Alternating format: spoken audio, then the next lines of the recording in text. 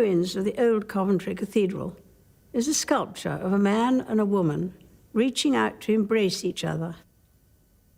The sculpture was inspired by the story of a woman who crossed Europe on foot after the war to find her husband.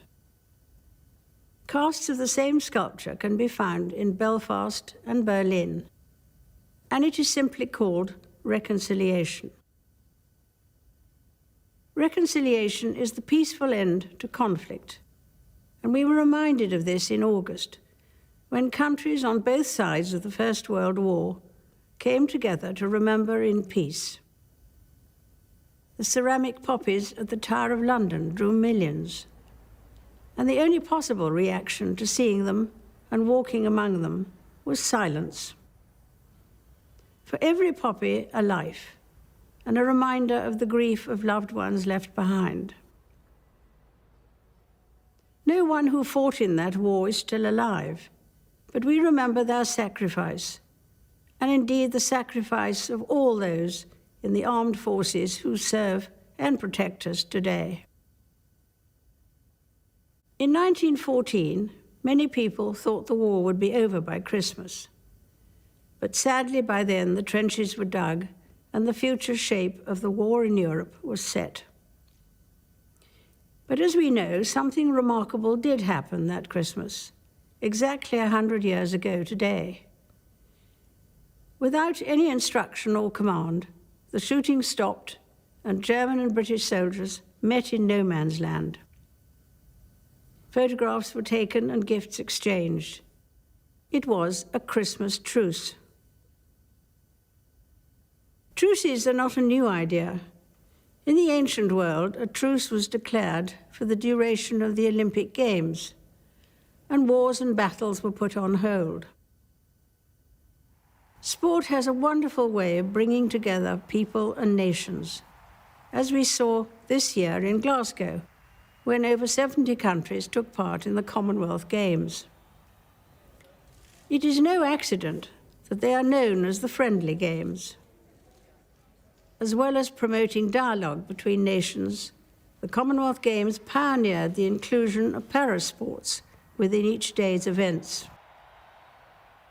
As with the Invictus Games that followed, the courage, determination, and talent of the athletes captured our imagination, as well as breaking down divisions.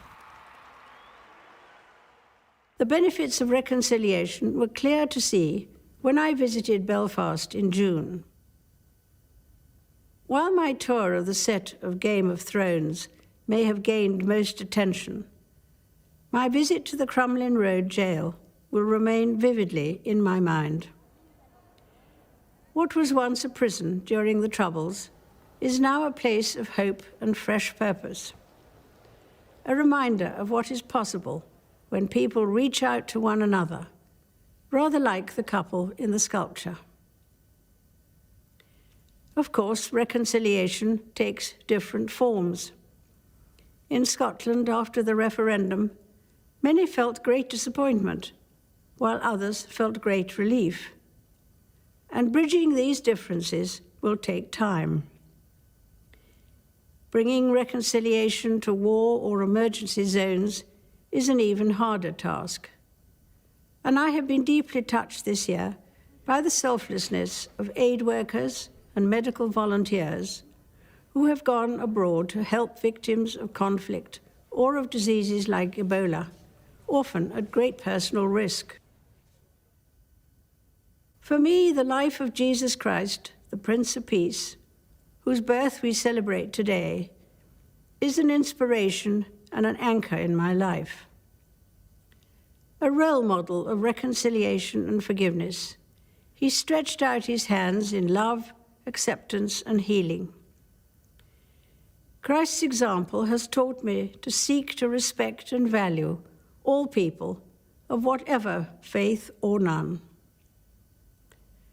Sometimes it seems that reconciliation stands little chance in the face of war and discord. But as the Christmas truce a century ago reminds us, peace and goodwill have lasting power in the hearts of men and women. On that chilly Christmas Eve in 1914, many of the German forces sang Silent Night, its haunting melody inching across the line.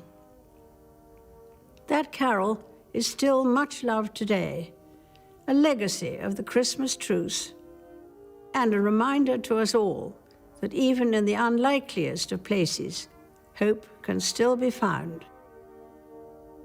A very happy Christmas to you all.